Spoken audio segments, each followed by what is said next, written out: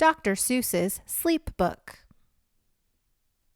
The news just came in from the county of Keck that a very small bug by the name of Van Vleck is yawning so wide you can look down his neck. This may not seem very important, I know, but it is, so I'm bothering telling you so. A yawn is quite catching, you see, like a cough. It just takes one yawn to start other yawns off. Now the news has come in that some friends of Van Vleck's are yawning so wide you can look down their necks. At this moment right now, under 7 more noses, great yawns are in blossom. They're blooming like roses. The yawn of that one little bug is still spreading. According to latest reports, it is heading across the white fields through the sleepy night air, across the whole country toward every whichwhere. And people are gradually starting to say, I feel rather drowsy. I've had quite a day. Creatures are starting to think about rest. 2 biffer-bomb birds are now building their nest. They do it each night, and quite often I wonder how they do this big job without making a blunder. But that is their problem, not yours and not mine. The point is, they're going to bed, and that's fine. Sleep thoughts are spreading throughout the whole land. The time for night brushing of teeth is at hand. Up at Herkheimer Falls, where the great river rushes and crashes down crags in great gargling gushes, the Herkheimer sisters are using their brushes. Those falls are just grand for toothbrushing beneath if you happen to be up that way with your teeth. The news just came in from the castle of Krupp that the lights are all out and the drawbridge is up. And the old drawbridge drawer just said with a yawn, my drawbridge is drawn and it's going to stay drawn till the milkman delivers the milk about dawn. I'm going to bed now, so nobody better come around with a special delivery letter. The number of sleepers is steadily growing. Bed is where more and more people are going. In Culpeper Springs, in the Stiltwalkers' Hall, the Stiltwalkers' stilts are all stacked on the wall. The Stiltwalker walkers have called it a day. They're all tuckered out and they're snoozing away. This is very big news. It's important to know, and that's why I'm bothering telling you so. Way out in the west, in the town of Merced, the Hinklehorn Honking Club just went to bed. Every horn has been quietly hung on a hook for the night in its own private Hinklehorn nook. All this long, happy day they've been honking about, and the Hinklehorn honkers have honked themselves out. But they'll wake up quite fresh in the morning, and then they'll start right in Hinklehorn honking again. Everywhere creatures are falling asleep. The collapsible Frink just collapsed in a heap. And by adding the Frink to the others before, I am able to give you the Who's Asleep score.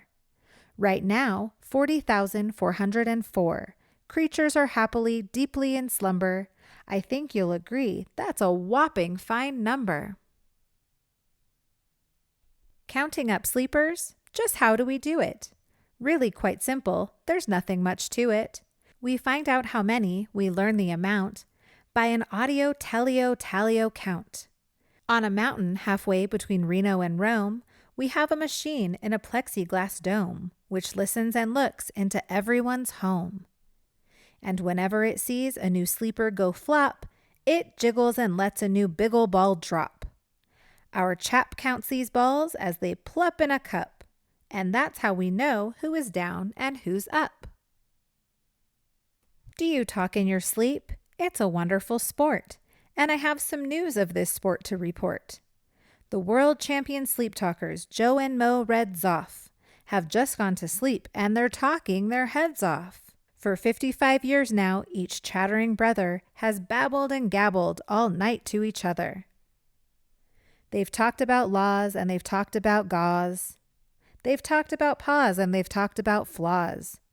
They've talked quite a lot about old Santa Claus.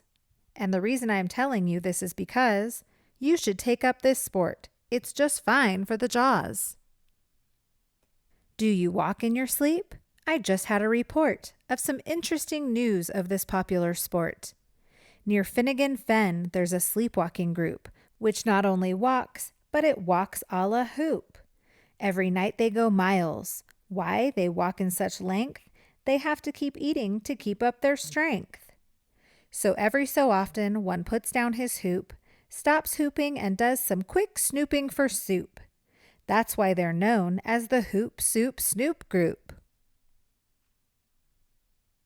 Sleepwalking, too, are the curious Crandalls, who sleepwalk on hills with assorted size candles. The Crandalls walk nightly in slumbering peace, in spite of slight burns from the hot dripping grease. The Crandalls wear candles because they walk far, and if they wake up, want to see where they are. Now the news has arrived from the Valley of Vale that a Chippendale mupp has just bitten his tail, which he does every night before shutting his eyes. Such nipping sounds silly, but really it's wise. He has no alarm clock, so this is the way he makes sure that he'll wake at the right time of day. His tail is so long he won't feel any pain till the nip makes the trip and gets up to his brain. In exactly 8 hours, the Chippendale mupp will at last feel the bite and yell ouch and wake up. A Mr. and Mrs. J. Carmichael Crocks have just gone to bed near the town of Fort Knox, and they, by the way, have the finest of clocks. I'm not at all sure that I quite understand just how the thing works with that one extra hand. But I do know this clock does one very slick trick. It doesn't tick-tock. How it goes is talk-tick. So with ticks in its talker and talks in its ticker, it saves lots of time and the sleepers sleep quicker. What a fine night for sleeping from all that I hear. It's the best night of sleeping in many a year. They're even asleep in the Zweiback Motel, and people don't usually sleep there too well. The beds are like rocks, and everyone knows the sheets are too short, they won't even cover your toes. So if people are actually sleeping in there, it's a great night for sleeping. It must be the air. It's a great night for snores. I just had a report of some boys who are tops in this musical sport. The snortiest snorers in all our fair land are Snorter McPhail and his Snore Snort Band. This band can snore Dixie and Old Swaney River, so loud it would make 40 elephants shiver. The loudest of all the boys is McPhail. He snores with his head in a 3-gallon pail. So they snore in a cave 20 miles out of town. If they snored closer in, they would snore the town down. Do you know who's asleep out in Funa Laguna? 2 very nice Funa Laguna baboona. We've added them into our Who's Asleep count, which has grown to a really amazing amount. Exactly 8,808,000 creatures are sleeping now. Isn't that great? A Jed is in bed, and the bed of a Jed is the softest of beds in the world, it is said. He makes it from pom-poms he grows on his head. And he's sleeping right now on the softest of fluff, completely exhausted from growing the stuff. The news has come in from the district of Doft that 2 oft are asleep and they're sleeping aloft. And how are they able to sleep off the ground? I'll tell you. I weighed one last week and I found that an oft is so light he weighs -1 pound. A moose is asleep, he is dreaming of moose drinks. A goose is asleep, he's dreaming of goose drinks. That's well and good when a moose dreams of moose juice, and nothing goes wrong when a goose dreams of goose juice. But it isn't too good when a moose and a goose start dreaming they're drinking the other one's juice. Moose juice, not goose juice, is juice for a moose. And goose juice, not moose juice, is juice for a goose. So when goose gets a mouthful of juices of mooses, and moose gets a mouthful of juices of gooses, they always fall out of their beds screaming screams. So I'm warning you now, never drink in your dreams. Speaking of dreaming, I think you should note that the Bumble Tub Club is now dreaming afloat. Every night they go dreaming down Bumble Tub Creek, except for one night every third or fourth week, when they stop for repairs 'cause their bumble tubs leak. But tonight they're afloat, full of dreams, full of bliss, and that's why I'm bothering telling you this.